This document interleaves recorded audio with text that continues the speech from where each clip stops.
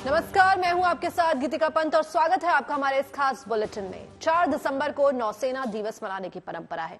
पूरे उत्साह के साथ ये दिन सेलिब्रेट भी किया जा रहा है। इस खास मौके पर हमारे संवाददाता मंजीत नेगी ने नौसेना प्रमुख दिनेश कुमार त्रिपाठी से खास बातचीत की।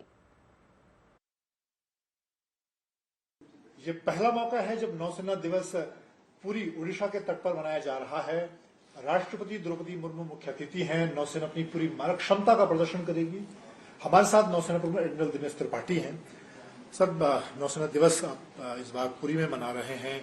आपने एक विजन डॉक्यूमेंट भी जारी किया 2047 तक का, जो वर्तमान में देश दुनिया के मौजूदा हालात हैं, नौसेना कैसे अपनी मारक क्षमता को बढ़ाने का काम करेगी। सबसे पहले आपको भी नौसेना दिवस की शुभकामनाएं और आपका पुरी में स्वागत है। यहाँ पर आज हमारी राष्ट्रपति जी आएंगी और चीफ गेस्ट आएंगी। ऑपरेशन डेमोन्स्ट्रेशन जो हम कर रहे हैं उसको ग्रेस करेंगी। ये हमारे लिए बहुत ही खुशी की बात है, गौरव की बात है। और आपको पता है कि 4 दिसंबर हमारे लिए कितना महत्वपूर्ण है। 1972 से हम हर साल 4 दिसंबर को अपना नौसेना दिवस मनाते हैं और पिछले साल हमने ये वेस्ट कोस्ट में मनाया था। आपको पता है कि ऑनरेबल प्राइम मिनिस्टर वहाँ पर चीफ गेस्ट थे और इस साल हम यहाँ मना रहे हैं। तो हमारे लिए ये बहुत खुशी की बात है कि इतना उत्साह यहाँ पर हमें देखने को मिल रहा है from people of Odisha, and the kind of support which we have got from the government of Odisha is really heartening. 2047 तक का हमने एक विजन डॉक्यूमेंट रिलीज किया है 2 दिसंबर को। ये एक तरह से हमारी पूरी नौसेना को, चाहे वो ऑफिसर हो, चाहे जवान हो, चाहे डिफेंस सिविलियंस हो, उनको मेरा ये विजन स्टेटमेंट है कि हमें 2047 तक किस तरह से अपनी नौसेना को ले जाना है। चाहे वो कैपेसिटी बिल्डिंग में हो, चाहे वो ट्रेनिंग में हो, चाहे ह्यूमन डेवलपमेंट में हो, चाहे वो induction of niche and disruptive technology में हो। और उसमें हमने कई मार्गदर्शन पॉइंट्स रखे हुए हैं। तो एक तरह से पूरी नौसेना को एक पेज में लाने के लिए हमने ये 2047 तक का एक विजन डॉक्यूमेंट जारी किया है। जरूरी नहीं है कि ये 2047 तक ऐसे ही चलेगा, क्योंकि जैसे आपने बोला है कि कई चीजें बदल रही हैं। जियोपॉलिटिक्स हो, चाहे टेक्नोलॉजी हो और चाहे टैक्टिक्स हो इन सिक्योरिटी डोमेन, मैं सोचता हूं कि सभी कुछ फ्लक्स में है और ये हर कुछ महीनों में, कुछ सालों में बदल रहा है और हम देख रहे हैं अपनी आंखों के सामने।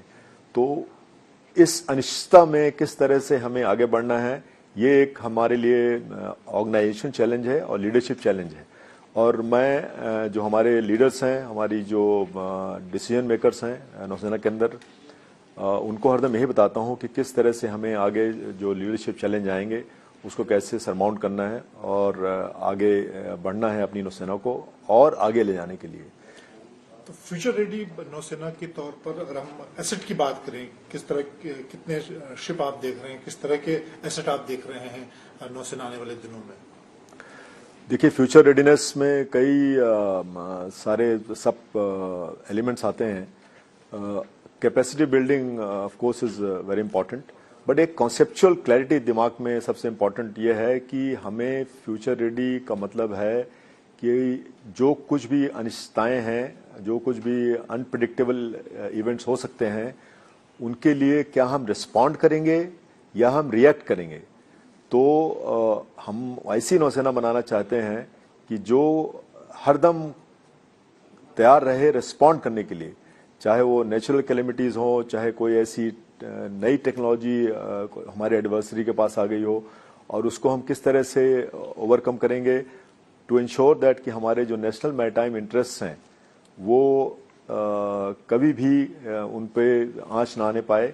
और हमारा जो काम है नौसेना का, जो कि है मैरीटाइम सिक्योरिटी, चाहे वो ऑफशोर सिक्योरिटी हो, कोस्टल सिक्योरिटी हो या लार्जर मैरीटाइम सिक्योरिटी हो इन दी मैरीटाइम डोमेन, जहां तक हमारे नेशनल मैरीटाइम इंटरेस्ट जाते हैं वहां तक भारतीय नौसेना हरदम तैयार रहनी चाहिए कि किस तरह से हमें इसको रिस्पॉन्ड करना है।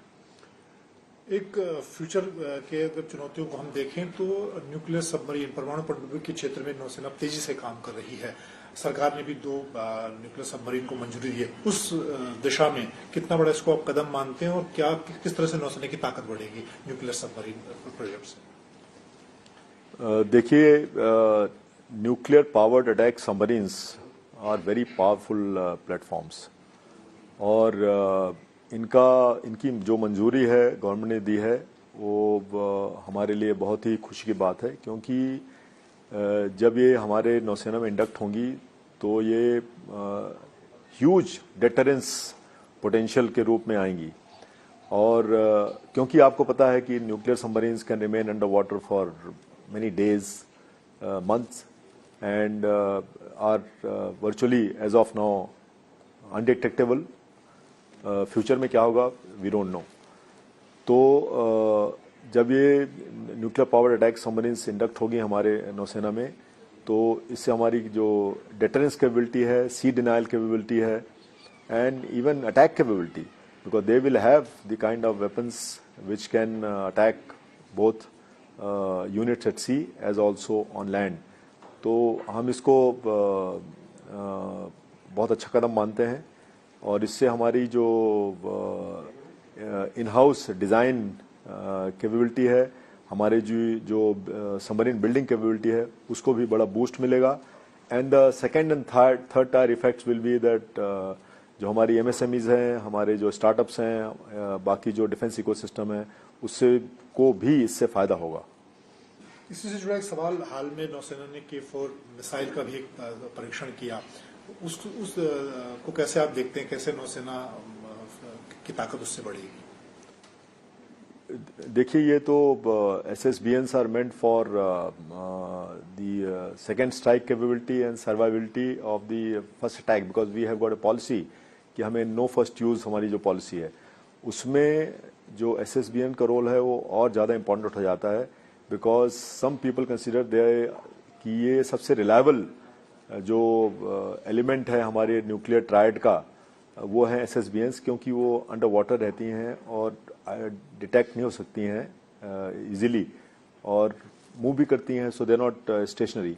तो इसलिए SSBN which can fire a weapon of that kind of range हमारे लिए बहुत इम्पॉर्टेंट है। और ये डेमोन्स्ट्रेटेड कैपेबिलिटी हमारी रहेगी कि हम दूर तक अगर ज़रूरत पड़ी, हमारे ऊपर कभी अगर हमला हुआ तो दूर तक हम भी वहाँ पर हमला कर सकते हैं।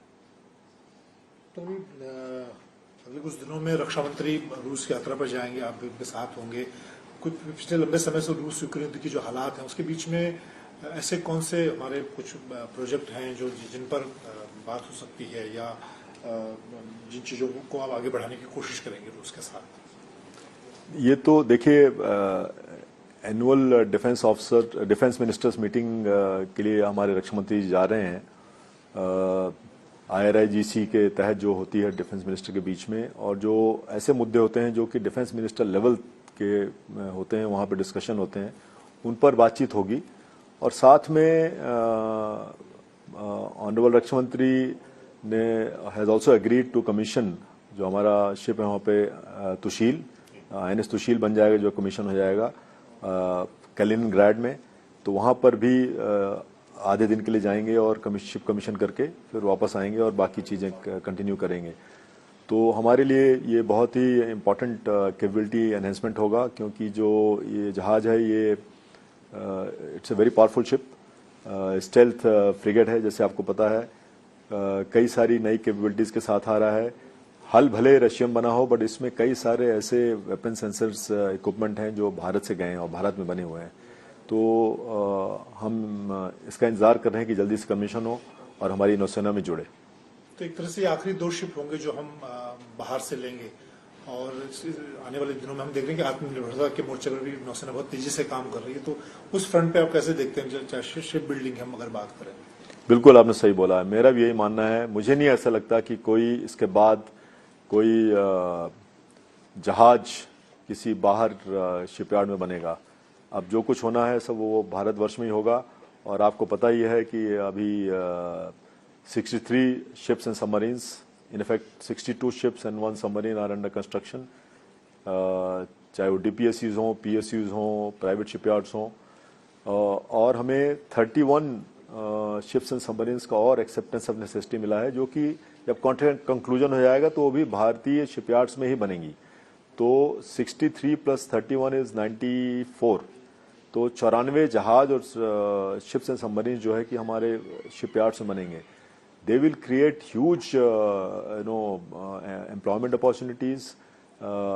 शिप बिल्डिंग, ये हमने नहीं बोला है, इकोनॉमिक सर्वे की रिपोर्ट है, उन्होंने बोला है कि every rupee spent on ship building has a 1.82 rupee circulation in the Indian economy, और इसका जो जॉब क्रिएशन में मल्टीप्लायर इफेक्ट है वो 6.4 टाइम्स है, क्योंकि जैसे विक्रांत की अगर हम बात करें तो उसमें ही 500 MSMEs ने हमने काम किया था, और it created jobs for many hundreds and thousands of people. तो शिप बिल्डिंग ऐसा सेक्टर है जहां पर, और मैं केवल वॉरशिप बिल्डिंग की बात नहीं कर रहा हूं, इवन मर्चेंट शिप अगर हम बिल्ड करेंगे तो वहां पर भी इस तरह के जॉब क्रिएशन के वो जो मिलते हैं, और ये देश के लिए अच्छा है। सर, हमारे जो दोनों विमान वाहक युद्धपोत हैं MS विक्रांत और विक्रमादित्य, उस पर अभी क्योंकि MiG-29 ही ऑपरेट कर रहा है, रफाल की बात हो रही है, तो कब तक आपको लग रहा है कि रफाल इस पर इससे उड़ान भरना शुरू कर देगा? 26 रफाल एयरक्राफ्ट ये इंटर गवर्नमेंट एग्रीमेंट के द्वारा इंडक्ट किए जा रहे हैं, और बहुत ही एडवांस स्टेज पे हैं। जैसे ही CCS अप्रूवल मिलेगा उसके बाद IGA inter government agreement sign होगा, it is like a contract, और उसके 36-37 महीने के बाद फर्स्ट रफाल जो यहाँ पर हमें दे दिया जाएगा। इसके साथ हमारे पायलट्स, हमारे टेक्निकल इंजीनियर्स, उनकी भी ट्रेनिंग होगी, और उनको वहाँ फ्रांस जाकर ट्रेनिंग में मिलेगी। बट सबसे ज़्यादा इम्पॉर्टेंट चीज़ यह है कि इस कॉन्ट्रैक्ट के तहत कुछ फैसिलिटीज़ भारतवर्ष में भी क्रिएट किए जाएंगी, चाहे वो MRO फैसिलिटीज़ हों, चाहे वो मेंटेनेंस वाली फैसिलिटीज़ हों, जो कि कुछ ऐसी फैसिलिटीज़ हैं जो कि फ्रांस के बाहर ये फर्स्ट टाइम कहीं और किसी कंट्री में हो पाएंगी। तो इससे मुझे ऐसा लगता है कि इन फ्यूचर भारतवर्ष एक हब बन सकता है रफाल एयरक्राफ्ट का। जैसे आपको पता ही है कि एयरफोर्स के पास भी रफाल एयरक्राफ्ट हैं, और हमारे पास हैं, और बहुत सारी कंट्रीज़ के पास हैं। तो एक तरह से ये हम लोग यहाँ पर एक हब बना सकते हैं, specially for spare parts, specially for maintenance and repairs, और उनका जो इंजन है M88, उसके कुछ जितने पार्ट्स हैं उनका जो MRO है वो भी शायद यहाँ बनाने की कोशिश वो लोग करेंगे। तो ये हमारे देश के लिए अच्छा है।